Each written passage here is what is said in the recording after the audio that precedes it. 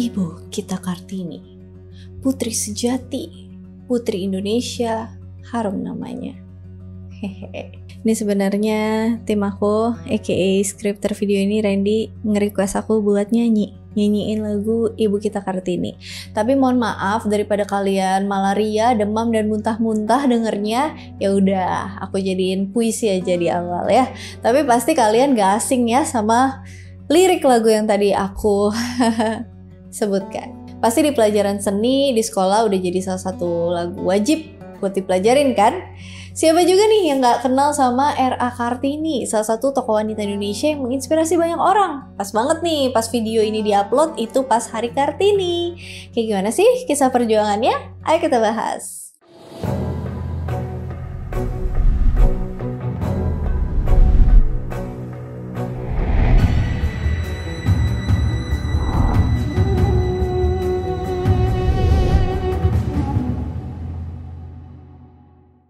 Raden Ayu Adipati Kartini Djoyo Adiningrat atau sering dikenal sebagai R.A. Kartini itu lahir tanggal 21 April 1879 di Jepara, Jawa Tengah. Kartini dilahirkan dalam keluarga bangsawan Jawa.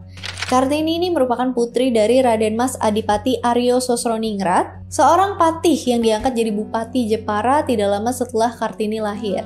Ibunya bernama Mas Ajeng Ngasirah, putri dari Nyai Haji Siti Aminah dan Kiai Haji Madirono, seorang guru agama di Telukawur, Jepara. Ayah Kartini pada awalnya ini seorang Wedana di Mayong. Wedana itu jabatan di bawah kabupaten dan di atas kecamatan. Kalau zaman sekarang kayaknya udah nggak ada ya, Kiks. Peraturan kolonial saat itu tuh mengharuskan seorang bupati beristrikan seorang bangsawan. Karena Mas Ajeng Ngasirah bukanlah bangsawan tinggi, maka ayahnya menikah lagi dengan Raden Ajeng Werjan, keturunan langsung Raja Madura.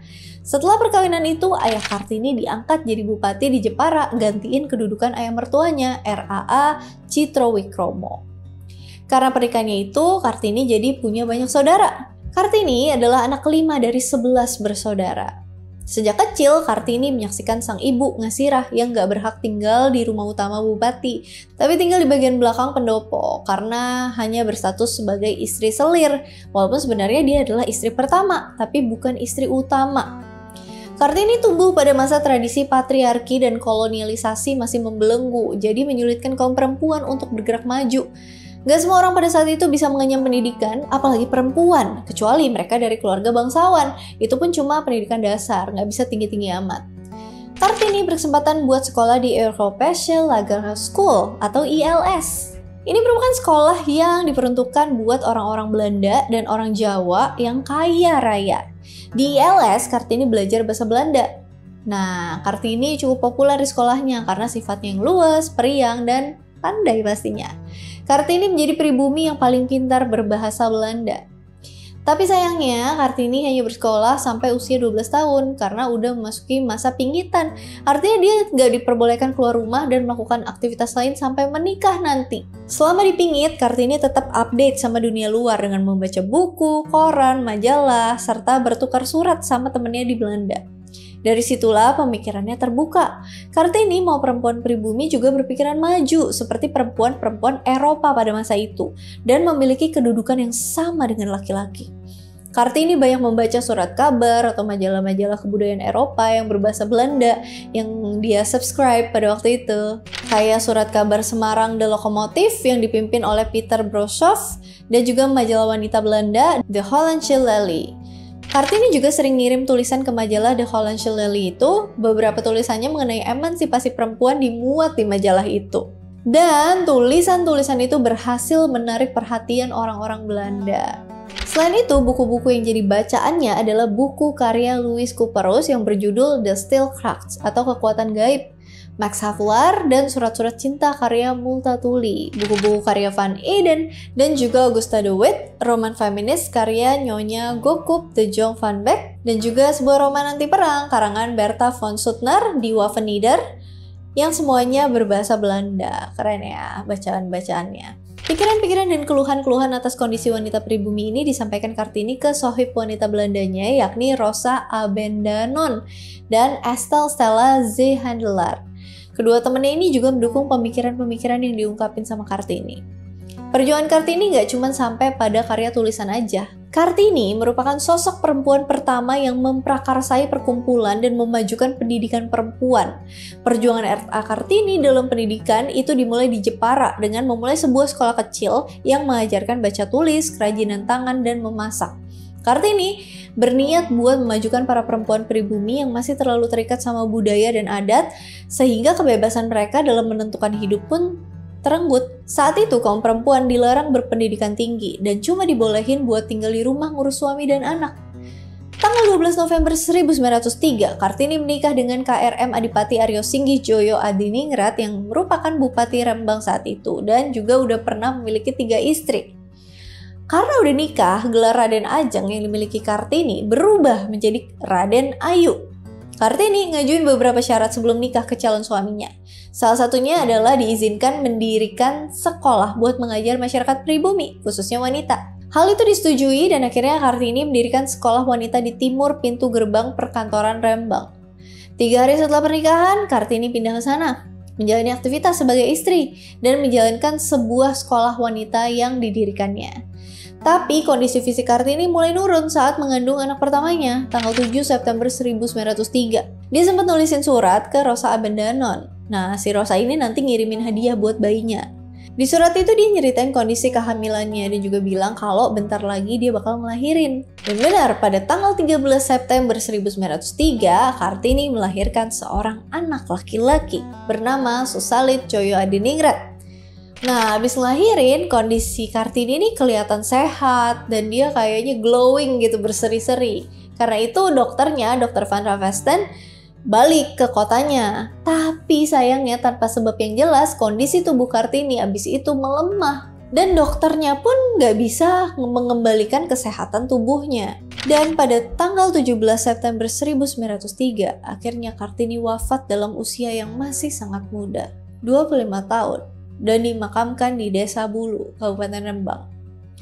Setelah Kartini wafat, Jacques Hendrik Abendanon, suami dari Rosa Abendanon, ngumpulin dan bukuin surat-surat yang pernah dikirimin R.A. Kartini ke teman-temannya yang ada di Eropa.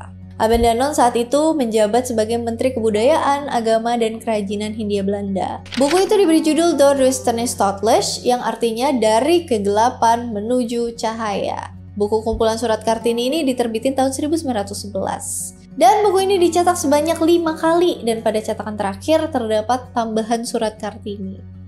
Pada surat-surat Kartini tertulis nih pemikiran-pemikirannya tentang kondisi sosial saat itu, terutama tentang kondisi perempuan pribumi.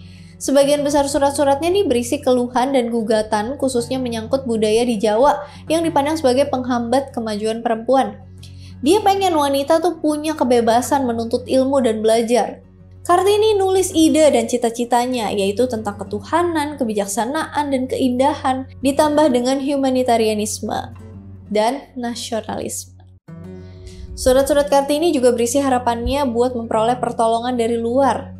Bahkan pas pertama kenal sama Estelle Zahandeler, Kartini ini ngungkap keinginannya. Dia tuh pengen kayak kaum muda Eropa. Kartini pada saat itu gambarin penderitaan perempuan Jawa akibat kungkungan adat, yaitu nggak bisa bebas duduk di bangku sekolah, kudu dipingit, dinikahin sama laki-laki yang nggak dikenal, dan harus bersedia dimadu. Dan karena kumpulan surat-surat itu, Conrad Theodor van Deventer, salah satu tokoh politik etis saat itu, terkesan sama perjuangan Kartini. Sebenarnya mereka nih pernah ketemu pas Kartini masih berusia 12 tahun, tapi Conrad balik lagi ke Belanda dan nggak pernah ketemu lagi sejak itu. Menurut dia, cita-cita Kartini ini cocok dengan cita-citanya, yaitu ngangkat bangsa pribumi secara rohani dan ekonomis dan memperjuangkan emansipasi mereka.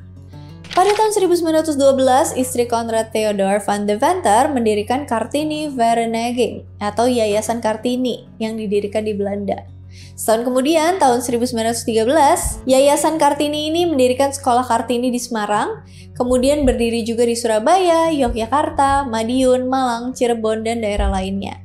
Pas Belanda didudukin Jerman di Perang Dunia Kedua tahun 1940, Nyonya Deventer meninggal dalam usia 85 tahun. Dia mewariskan sejumlah besar dana yang kudu dimanfaatin buat memajukan bangsa Indonesia dalam bidang pendidikan. Selanjutnya, dana itu dikelola oleh Van Deventer Mas Stichting. Selain buku yang diterbitin sama Jacques Hendrik Abendanon, pada tahun 1922, Balai Pustaka nerbitin dalam bahasa Melayu dengan judul yang diterjemahin jadi Habis Gelap Terbitlah Terang, Buah Pikiran, yang merupakan terjemahan oleh 4 saudara. Terus tahun 1938 keluarlah Habis Gelap Terbitlah Terang versi Ashmin Paine, seorang sastrawan pujangga baru. Versi ini sempat dicetak sebanyak 11 kali. Surat-surat Kartini juga diterjemahin sama Sulastin Sutrisno. Awalnya Sulastin nerjemahin Door Duisternis Stotles di Universitas Leiden, Belanda. Salah seorang dosen pembimbing di Leiden minta Sulastin buat nerjemahin buku itu. Tujuan sang dosen supaya Sulastin bisa menguasai bahasa Belanda dengan fasih dan cukup sempurna. Nah, terus tahun 1979, sebuah buku berisi terjemahan Sulastin Sutrisno versi lengkap Door Duisternis Stotles pun terbit. Buku kumpulan surat versi Sulastin Sutrisno terbit dengan judul Surat-Surat Kartini, Renungan Tentang dan Untuk Bangsanya. Menurut Sulastin, judul terjemahan seharusnya menurut bahasa Belanda adalah Surat-Surat Kartini, Renungan Tentang dan Untuk Bangsa Jawa. Tapi Sulastin nilai, meskipun tertulis Jawa, yang dicita-citakan sesungguhnya sama Kartini adalah kemajuan seluruh bangsa Indonesia. Nah, surat-surat Kartini dalam bahasa Inggris itu juga pernah diterjemahin sama Agnes L. Sanders. Ada kalangan yang ngeraguin kebenaran surat-surat Kartini di buku Door Duisternis Stotles. Ada dugaan kalau Jacques Hendrik Abendanon merekayasa surat-surat Kartini. Kecurigaan ini timbul karena emang buku Kartini terbit saat pemerintahan kolonial Belanda ngejalanin politik etis di Hindia Belanda, dan Abendanon termasuk orang yang berkepentingan dan mendukung politik etis. Sampai saat ini pun sebagian besar naskah asli surat nggak diketahui keberadaannya.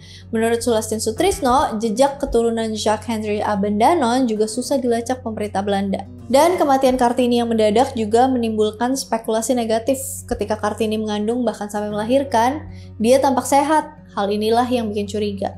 Eva Tino Febriana dalam bukunya Kartini Mati Dibunuh mencoba menggali fakta-fakta yang ada sekitar kematian Kartini.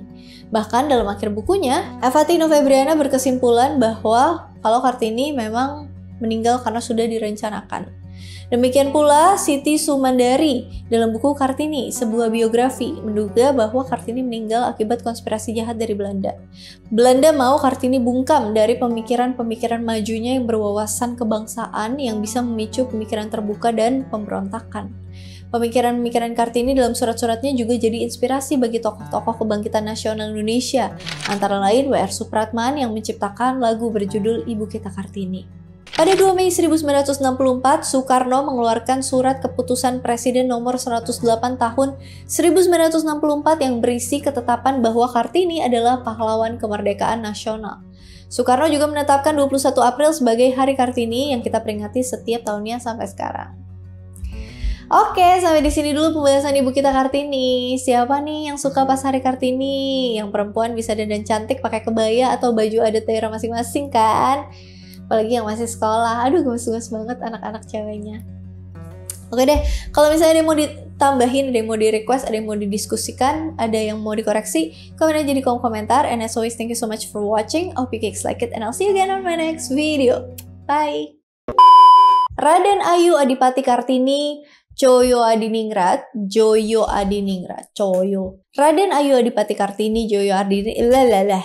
Gak semua orang pada saat itu bisa mengenyam pendidikan, apalagi Kartini berkesempatan buat sekolah di Europäische Lagerschool. Europäische Lagerschool.